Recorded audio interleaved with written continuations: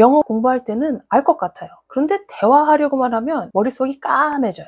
대체 무슨 말을 해야 할지 당황합니다. 영어 공부법 영상 보면 무릎을 탁 칩니다. 이거였구나. 영상을 끄는 순간 머릿속도 백지가 되어버립니다. 영어 많이 한 것 같은데 기초에서 더 이상 나아가지 못해요. 뭔가 배우는 느낌도 나지 않죠. 우리가 영어 세계관을 잘못 이해하고 있어서 그래요. 우리 처음 본 사람에게 몇 살이야? 하고 자주 물어보곤 합니다. 왜 물어보죠? 그래야 나중에 밥 먹으러 가서 누가 숟가락 세팅할지, 누가 밥값 계산하겠다고 계산대에서 싸울지 알 수 있거든요. 우리에게 나이는 같이 밥 먹으러 가는 상황에서 어떻게 행동해야 될지 알려주는 정보예요. 실제 그 사람 개인정보를 알고 싶어서 물어본 건 아니죠. 요즘은 나이 많이 안 물어본다고요? 대신 MBTI를 물어보죠. 이 사람 MBTI가 대문자 T라고 하면 위로받을 생각을 안 하죠. 내가 위로가 필요한 상황에서 이 사람과 대화할지 말지를 결정합니다. 이렇게 한국어는 말을 하는 그 상황, 컨텍스트가 중요해요. 그래서 고맥락 언어, 하이 컨텍스트라고 합니다. 그게 무슨 한국어 세계관이에요. 언어 원래 그런 거 아니에요? 아니에요. 영어는 다릅니다. 제가 남미 여행을 하고 있었어요. 일행과 함께 마추픽추를 들어가려고 기다리고 있었죠. 일행 중 한 명이 어떤 여성과 말을 하고 있었어요. 그 일행이 물어봤어요. How old are you? 여성은 대답했습니다. You don't ask a lady how old are you? 제 일행은 머쓱해졌고 두 사람 대화는 중단되었죠. 약간 썸도 있었는데 와르르 무너졌어요. 영어로 나이 물어보면 안 되나요? 그건 아니에요. 영어 세계관에 맞춰서 물어보면 자연스러워집니다. How old are you를 물어보기 전 빌드업을 해야 됩니다. 아이스 브레이킹, 스몰 토킹을 통해 몇 살인지 자연스럽게 물어보도록 설계하는 거죠. 영어는 대화에서 맥락을 한 땀 한 땀 쌓아가요. 그래서 영어를 저맥락, low context 언어라고 말합니다. 제가 멕시코 메리다를 갔을 때였어요. 마야인들의 피라미드인 욱스마를 보기 위해 1일 투어를 신청했어요. 그곳에서 처음 만난 사람들이 있었죠. 그중 한 명이 저에게 말을 걸었어요. 저의 국적을 물어봤죠. So where are you from? 저는 한국에서 왔다고 말했어요. I'm from Korea. 그리고 그 사람은 자신이 메리다에 살고 있다며 이곳에 한국 음식도 있다고 이야기를 해주더라고요. Oh, nice. I live here in Merida. You know, there are actually some Korean restaurants around here. 원한다면 이 동네 안내도 해줄 수 있다고 말이죠. If you want, I can show you around sometime. 그리고 자신은 아직 힘이 넘친다고 했어요. 20대 끝인 25살이지만 20대라면서요. I have a lot of energy. I'm 29, but hey, still in my 20s. 그러곤 저한테 어려 보인다고 했어요. You look young. 분명 자기보다 제가 어릴 거라고 생각한다고. I'm guessing you're younger than me. 그러면서 제 나이를 물어봤어요. How old are you, if you don't mind me asking? 민감할 수 있는 대화를 자연스럽게 빌드업 했죠. 처음 아이스 브레이킹 뭘 했나요? So where are you from? 국적을 물어봤어요. 여행기끼리 가장 편안한 질문이죠. I live in Merida. You know, there are actually some Korean restaurants around here. 자신을 밝히고 한국에 대한 친밀감을 표현했죠. If you want, I can show you around sometimes. 여행 투어를 시켜주겠다는 제안도 했죠. I still have a lot of energy. I'm 29. But hey, still in my 20s. 다음에 자신의 나이를 먼저 밝혔어요. You look young. I'm guessing you're younger than me. 그리고 제가 어려 보일 거나 칭찬을 했죠. How old are you if you don't mind asking? 이렇게 자연스럽게 제 나이를 물어봤어요. 마추픽추 일행이 How old are you라고 물어본 게 잘못된 건 아니에요.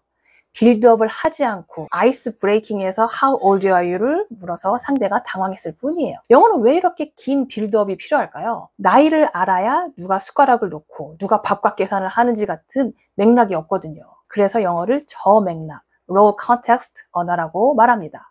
대화 속에서 자연스럽게 말을 꺼내고 맥락을 만들어야 한다는 뜻이에요. 반면 한국어는 고맥락, high context 언어라서 말을 할 때든 글을 쓸 때든 비슷하게 상황이 중요하죠. 재미있었어 라는 표현을 생각해 볼까요? 혼잣말로 재미있었어. 질문할 때는 재미있었어? 글을 쓸 때도 재미있었어.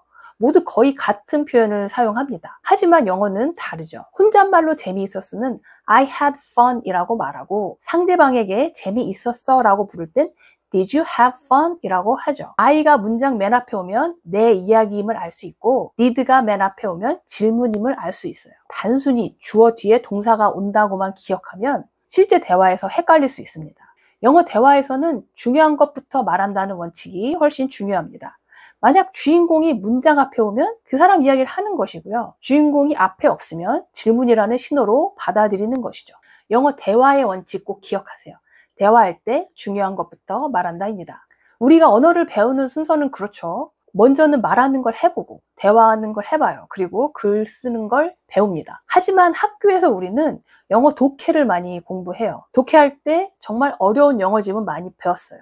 어려운 단어, 복잡한 문법도 많았죠. 그래도 이 원칙, 주어와 동사를 찾으면 된다를 기억하면 독해가 쉬웠습니다. 하지만 서로 대화하는 회화에서는 새로운 원칙을 기억합니다. 대화할 때 중요한 것부터 말한다입니다. 영상 볼 때는 이해가 안 갈 수도 있어요. 하지만 이 물음표를 머릿속에 넣고 있다면 영어가 빠르게 늘게 됩니다. 이 영상을 끄는 순간 다 사라지는 게 아니에요. 여러분은 영상을 보고 머릿속에 생긴 물음표를 해결하기 위해 스스로 공부하게 될 거예요. 스스로 질문을 해보는 것이 정말 중요합니다. 제가 영어 단어 공부법 예시로 It's off, something's off, she's off, I feel off에 대해서 설명한 적이 있어요. off는 이탈하다는 뜻이 있어요. 위에 모든 표현은 감정이 날아가서 쎄한 느낌을 의미합니다. It's off, 그거 좀 그런데 something's off, 뭔가 좀 그래. She's off, 그녀가 좀 그래. I feel off, 내가 왜 이러는지 모르겠는데 느낌이 좀 그래. 그런데 한 분이 질문을 해주셨어요. I'm off도 가능하냐고 말이죠. off는 눈에 보이는 게 이탈하는 때도 있고 눈에 안 보이는 게 이탈할 때도 있어요. 여기서는 주인공 I, 내 감정이 묘해질 때는 feel off라고 합니다. 감정, feel 감정이 off, 묘해. 그런데 주인공 I, 내가 실제로 어딘가 다른 곳으로 갈 때는 am off라고 합니다. 나 다른 곳으로 간다는 의미로 쓰이죠. I'm off duty는 근무를 안 하는 날이라는 의미이기도 합니다. 반면 주인공이 I가 아니면 off는 눈에 보이든 안 보이든 똑같이 사용해요. He's off, she's off. 그 남자, 그녀가 간다도 되고요. 그 남자, 그녀가 좀 그러네도 됩니다. It's off. 뭔가 기분이 묘해도 되고 전기가 나가도 됩니다. 영어 참 어렵네요. 한국어 세계관과 영어 세계관은 너무 다른 것 같아요. 한국어 세계관 때문에 영어를 못하는 걸까요? 이 말은 맞는 말이기도 하고 틀린 말이기도 해요. 한국어 세계관과 충돌해서 굉장히 혼란스럽죠. 태블릿 PC 하드웨어는 하나인데 운영체계는 윈도우랑 맥 OS 같이 돌리는 것 같이 혼란스러워요. 뇌도 혼란스러워하죠. 질문을 할 때 did를 써야 하는지 are를 써야 하는지 계속 헷갈립니다. 하지만 꾸준히 하다 보면 이 두 개의 운영체계가 만납니다. 여러분 안에서 한국어 세계관과 영어 세계관이 만나는 바이링걸이 되죠. 영어만 하는 사람도 아니고 한국어만 하는 사람도 아니에요. 이 양쪽을 가지고 자유롭게 오가는 사람이 됩니다. 이 중요한 것부터 말한다가 무슨 의미인지 궁금증을 가져보세요. 궁금한 건 댓글로 알려주세요. 여러분의 영어 실력이 빠르게 늘게 됩니다. 예전에는 유학이나 해외 생활을 해야지 바이링걸이 된다고 생각했죠. 지금은 달라요. 챗GPT와 대화하는 것만으로도 유학 간 것 같은 환경을 만들 수 있어요. 영어 세계관을 이해하면 영어 하는 사람이 됩니다. 한국어 세계관과 영어 세계관을 자유롭게 사용할 수 있게 되죠. 여러분만의 매력이 더욱 빛나게 됩니다. 영어는 새로운 세상으로 가는 날개가 되어드릴 거예요. 이 영상이 마음에 드셨다면 구독, 좋아요, 알림 설정 부탁드립니다.